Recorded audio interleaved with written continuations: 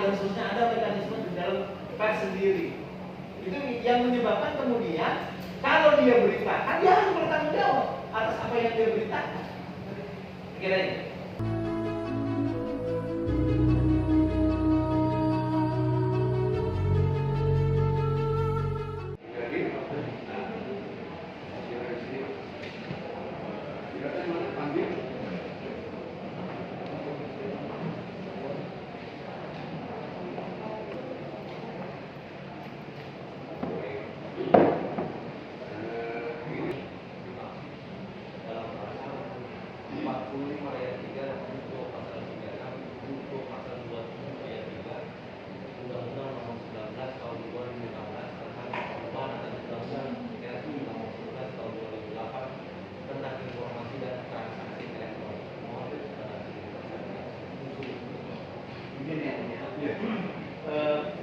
Pasal 45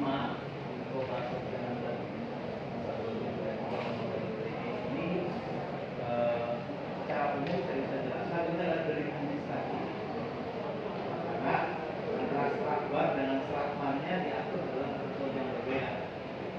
Stratmarnya sanksi pidananya ada di pasal 45, sedangkan perbuatan yang dilarangnya itu sebenarnya ada di pasal 27. Yang menjadi perbuatan atau bagian itu yang dilarang dari perbuatan ini sebenarnya pada penyebarluasan informasi elektronik dan dokumen elektronik yang memuat illegal content.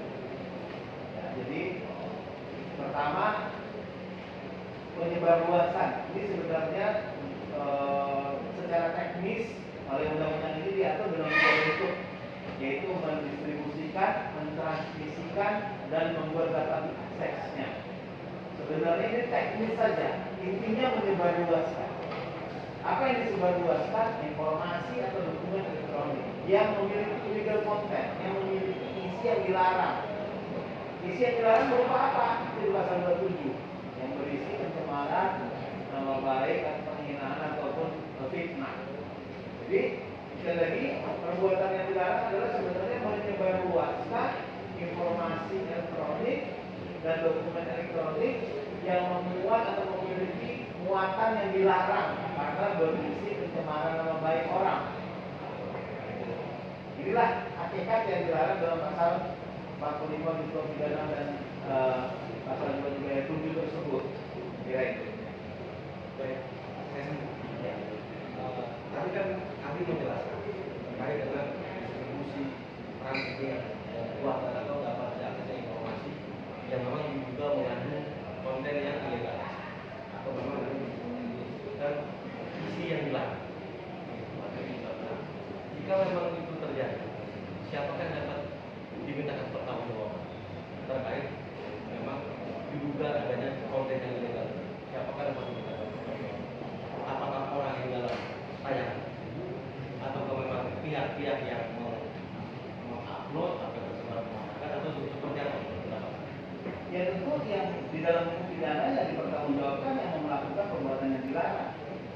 Karena perbuatan dilarangnya adalah menyebarluaskan informasi dan dokumen elektronik yang memiliki muatan yang dilarang, maka pertanggungjawabannya pada siapa yang menyebarluaskan, siapa yang mentransmisikan, mendistribusikan, dan membuat dapat diaksesnya informasi elektronik.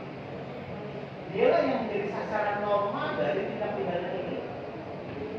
Jadi tidak mungkin informasi elektronik itu tiba-tiba ada di cyberspace, di dunia maya, tidak mungkin. Pasti ada orang yang kemudian menyebarluaskan. Mungkin bahasa umumnya mengunggah, misalnya, mengupload, dan gitu loh. Sehingga kemudian itu terdistribusi. Dengan demikian tertransmisikan, orang bisa lihat. Itu yang membuat dapat diaksesnya. Nah, siapa yang membuat itu, dialah yang menjadi sasaran norma dari tindak pidana ini, yang kemudian dapat dimintai pertanggungjawaban atas hal itu. Jadi sama sekali bukan siapa yang bercakap-cakap di dalamnya atau beradegan sesuatu di dalamnya dari misalnya informasi elektronik tadi, tetapi siapa yang menyebarluaskan, siapa yang mentransmisikan, itu yang kemudian tetap dimintai tanggung jawab pidana berkenaan.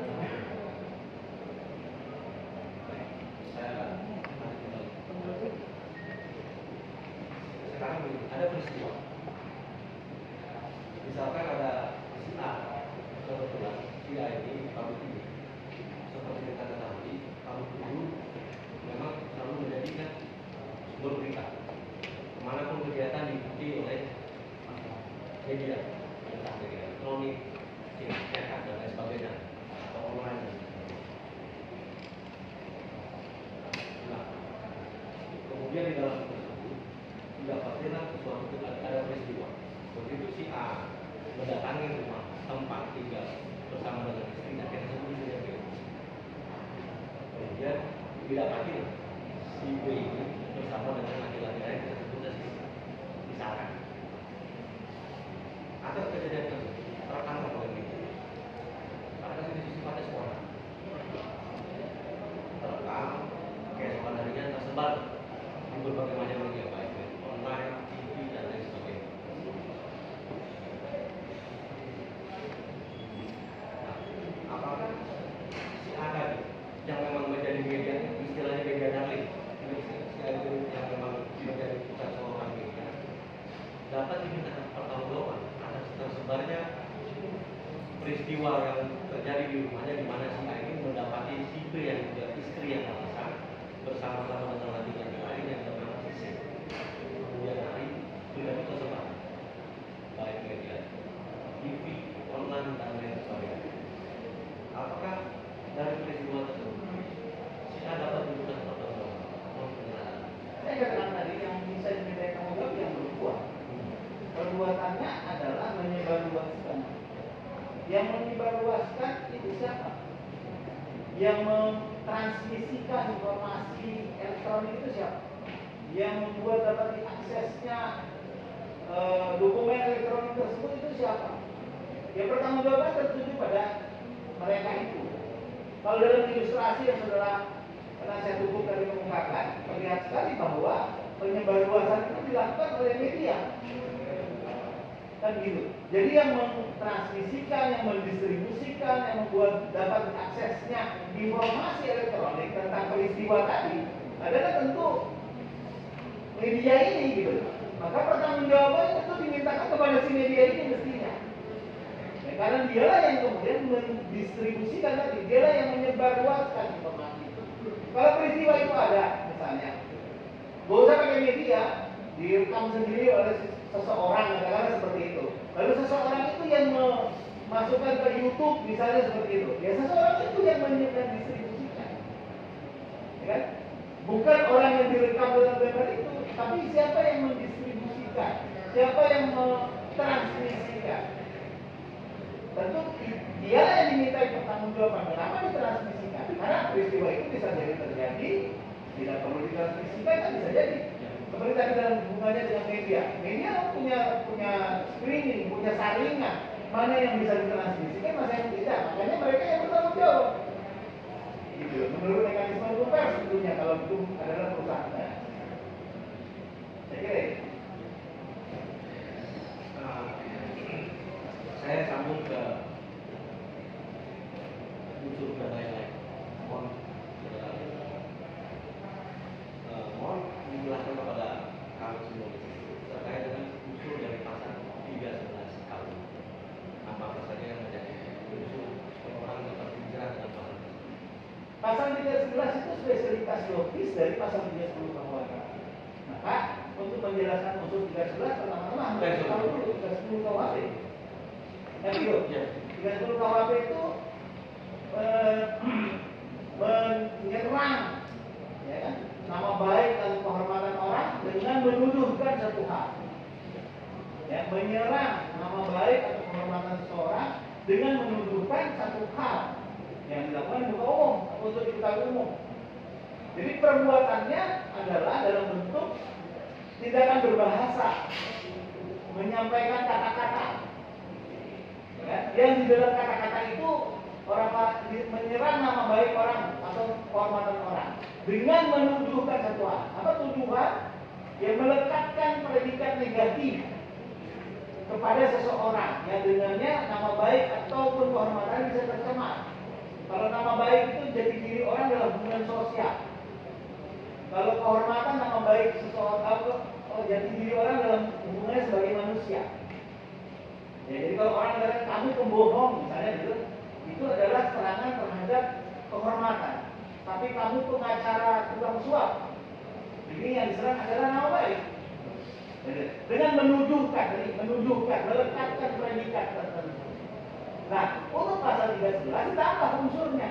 Apa yang dituduhkan itu bertentangan dengan apa yang diketahui, dan ketika diminta untuk membuktikan tidak bisa membuktikan. Jadi dia adalah penghinaan yang sebenarnya apa yang dituduhkan tadi bertentangan dengan apa yang diketahui. Apa yang dimaksud dengan bertentangan yang diketahui?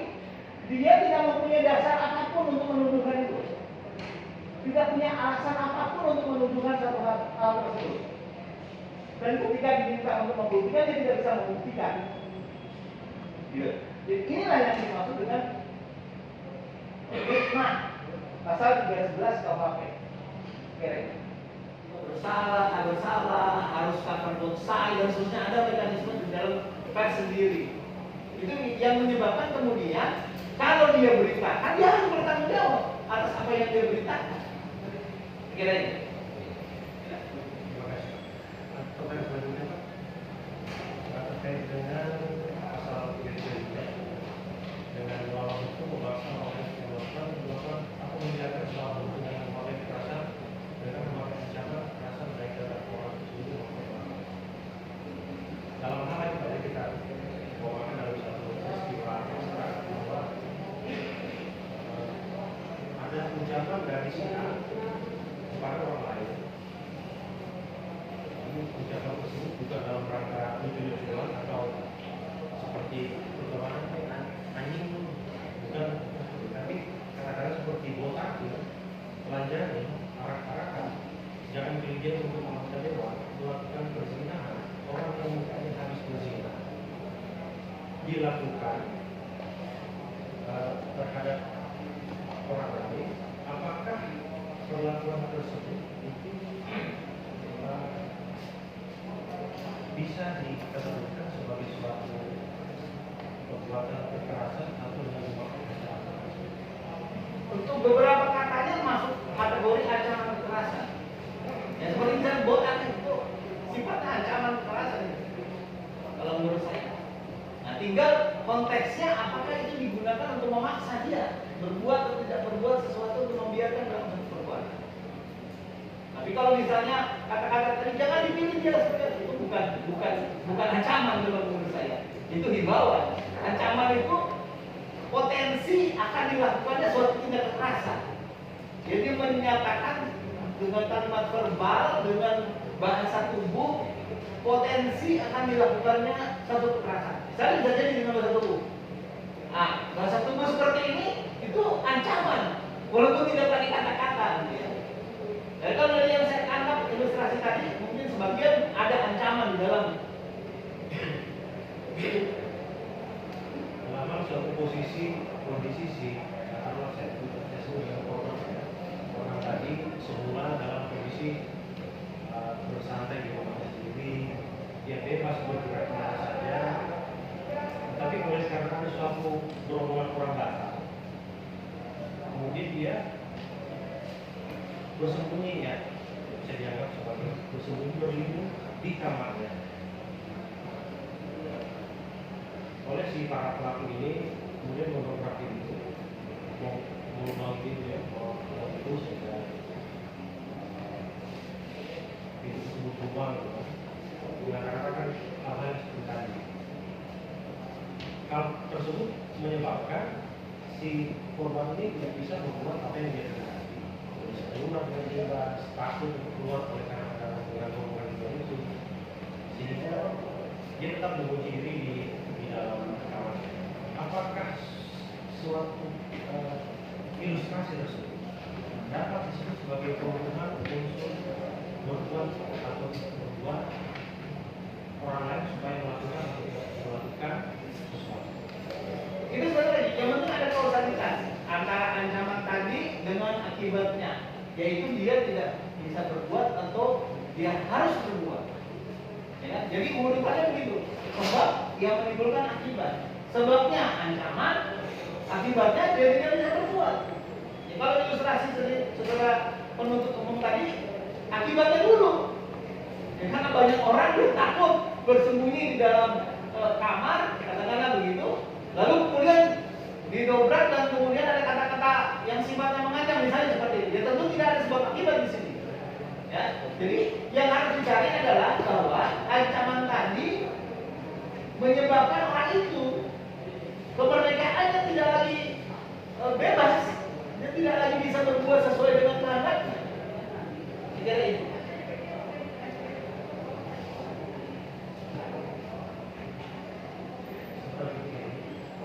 Jangan sementara. Kami sedikit mempertanya ini, saudara ahli barangkali ya, dengan kebutuhan kami sebagai majelis hakim, kebutuhan seorang pengacara, seorang penasihat. Kami bertanya pada ahli, dilarang untuk mengilustrasikan kepada sebuah peristiwa. Ya, ini di persidangan. Tapi ketika seorang ahli dengan vulgarnya diberikan cerita oleh penyaji untuk menceritakan sebuah peristiwa dan berpendapat, apa perbedaannya?